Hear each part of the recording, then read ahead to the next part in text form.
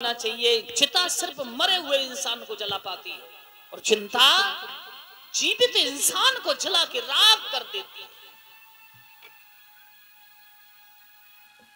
एकदम कहा कि 100 पुत्र हो गए भ्राता श्री के और हमारे जीवन में एक भी बालक नहीं, पांडु का वंश ही खत्म होने वाला है। प्रिय बोले आपका आदेश अगर हो जाए तो संतान उत्पन्न मैं कर सकती हूँ।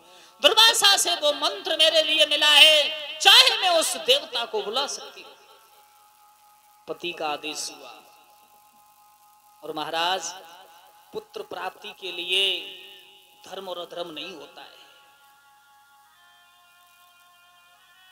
अगर स्त्री पर पुरुष के पास साथ विभोग करती है पुत्र पाने के लिए मुसीबत में, तो धर्म खंडित नहीं कह सकते उसके लिए। भगवान ने कहा है कि आपत्ति काले मर्यादा नास्ति। कुंती ने उसी समय मंत्र जाप किया और मंत्र जाप करते हुए सर्वप्रथम धर्म को बुलाया है। धर्मराज का अवतरण हुआ। धर्म ने कहा कहो देवी। एकदम कहा है कि करो गंगा स्नान मंत्र कुंती ने उच्चारो।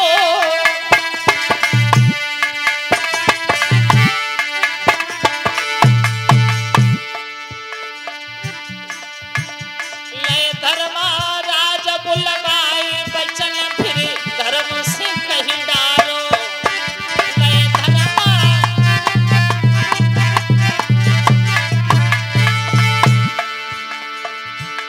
धर्मराज को बुलाया, धर्म से सुख यति पाओ है। युधिष्ठिर बेटा धर्मराज से कुंती ने जाओ है।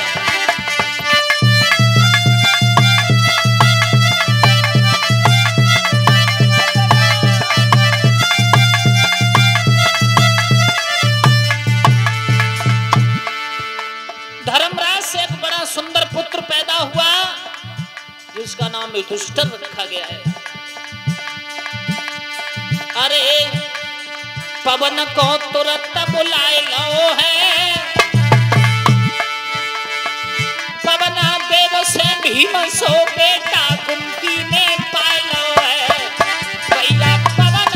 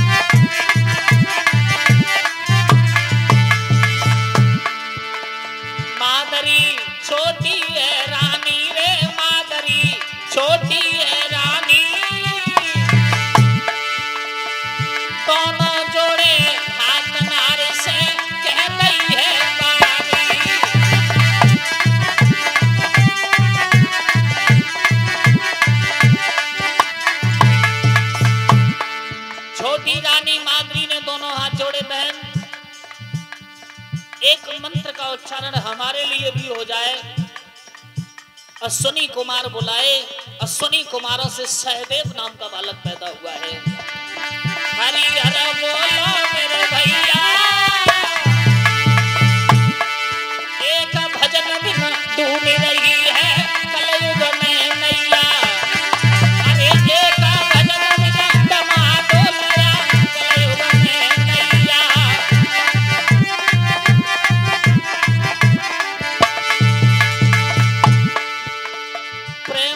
संतन से कियो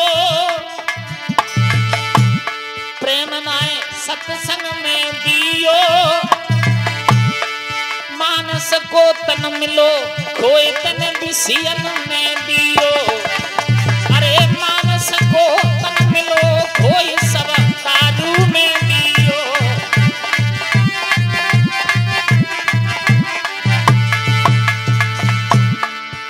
राजू पड़े गो यम को जब डंडा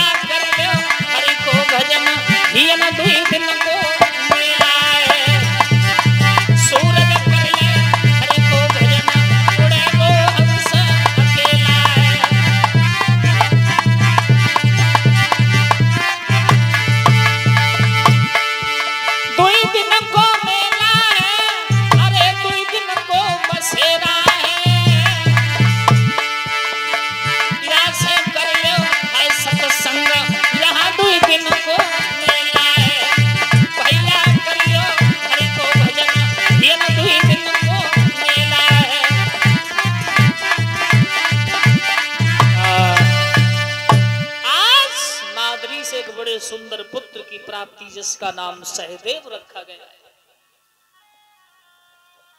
4 पुत्र हो गए महाराज पांडु के। और जिस समय 4 पुत्र पांडु के हुए, समय भगवान की कृपा से बहुत अच्छा चलता जा रहा है।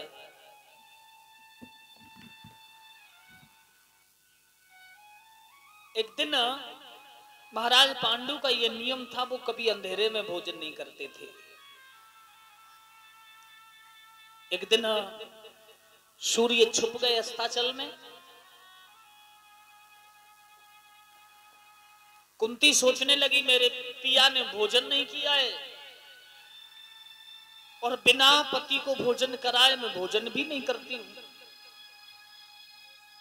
सूर्य छुप गए, अब वो भोजन करेंगे भी नहीं, तो कोई ऐसी युक्ति निकाली जाए जिससे कि पति महाराज आंगन में भोजन कर ले। माद्री के गले में एक मणि थी, वो सूर्य के समान चमकती थी और माद्री उस मणि से बहुत सुंदर लगती थी। माद्री को अटारी पर खड़ा कर दिया, छोटी रानी को महाराज को दरबार में बुलाया, भोजन कराया और महलों में बुला के महाराज भोजन करके जब महलों से निकले तो दरवाजे से बाहर जैसे पहुंचे तो अंधेरा और महलों में देखा तो उजाला। मंत्री से पूछा, मंत्री पर ये कारण क्या है? अभी भोजन कर रहे थे तो सूर्य चमक रहा था और भोजन करके हम घर से निकले तो सूर्य छुप गया अस्ताचल में। हाँ, क्या कारण है? महाराज वो सूर्य नहीं, आपकी छोटी रानी माद्री सूर्य के समान चमकती है।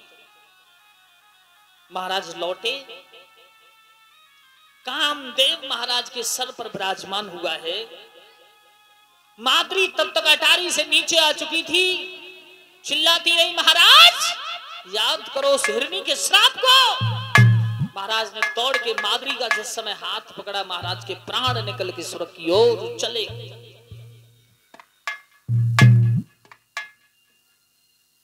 नकुल नाम का पुत्र पैदा हुआ माद्री के। 5 पांडव हो गए, 100 कौरव हो गए। महाराज साथ ही साथ खेलने जाते। एक दिन पत्ते वाला खेल हो रहा था, सब कौरव ऊपर चढ़ गए और भीम चोर बन गए। महाराज जब भीम चोर बन गए तो भीम इतने मोटे ताजी पेड़ पर नहीं चढ़ा जाता, और जब पेड़ पर नहीं चढ़ा जाता तो दुर्योधन ऊपर से गाली देने लगा।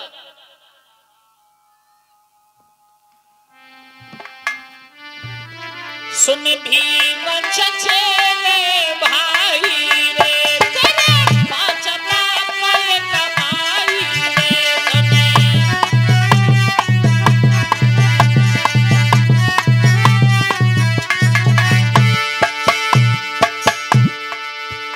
सुन भीम गया खिसियाई रे, गई तन में गोसा छाई रे।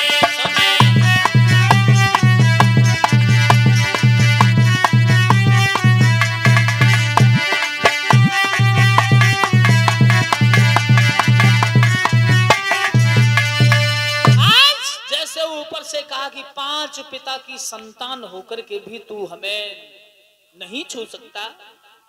भीम को क्रोध आ गया। जैसे भीम को क्रोध आया, वृक्ष की कौली भर के कहा सावधान हो जाओ, और जिस समय उस वृक्ष को हिलाया तो 100 कौरव 4 पांडव भी ऊपर थे, ऐसे गिर गए जैसे आंधी में आम टूट के नीचे गिर जाता है। सज्जनों, दुर्योधन को झटका लगा, इतना बड़ा बलवान भीम है, ये हमें 100 भाइयों को मार करके किसी दिन गंगा जी में बहा देगा। सज्जनों, मामा शल्य से भीम ने पूछा, 5 पिता की संतान कहकर के दुर्योधन हमें चढ़ाता है, कोई ऐसा उपाय बता दो शल्य जो हम भी दुर्योधन को चढ़ाए। तो वो नाम का राक्षस गांधारी का हरण करके ले गया, उसे मारा दुर्योधन ने और अपनी मां को छुड़ाया था। तो शल्य ने कहा कि अगर वो 5 पिता की संतान अब कहे तो कह देना, और भैया वो दरबार लगा है। भीम हाथी की तरह झूमता हुआ चला जा रहा था और उधर से एक ही जवाब आया, आइए 5 पिता की संतान मेरे भाई आइए। भीम ने कहा, और भैया वो। दुर्योधन सोचने लगा, ये हमारी चय कैसे किसे बताइए। 100 कौरवों से सलाह की, शकुनी से पूछा कोई उपाय है जो भीम को मार दे। एक ही जवाब दिया, भीम को दावत दे दो, भीम बहुत भोरा है। दुर्योधन बोला, शाम को आना, तुम्हारी दावत है।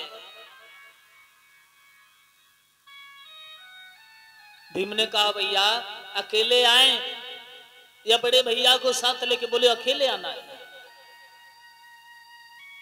नहीं पता उस भोरे भीम को कि मेरी मौत का इंतजाम किया जा रहा है। लड्डू बनवाए और उन लड्डुओं में जहर मिलवाया गया है और भीम शाम को भोजन ग्रहण करने के लिए आगे की ओर चला है। अरे करी कपट की चाल, जहर के लड्डू बनवाए।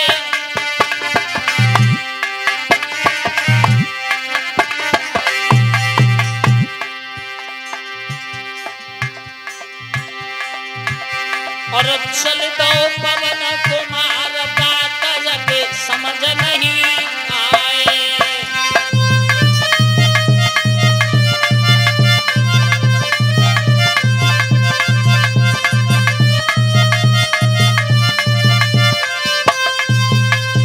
आज भीम को जिस समय दावत दी गई, आंगन की ओर भीम चले। करी कपट की चाल, जहर के लड्डू बनवाए।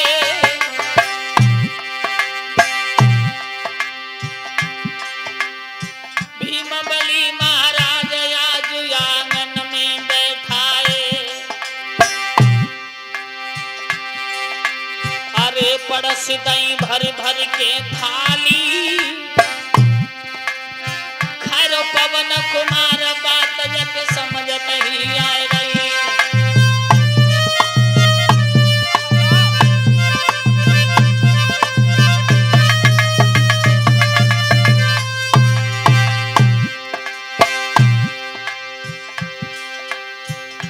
भीम के सामने थाली पड़ोसी गई और भीम खाते जा रहे हैं।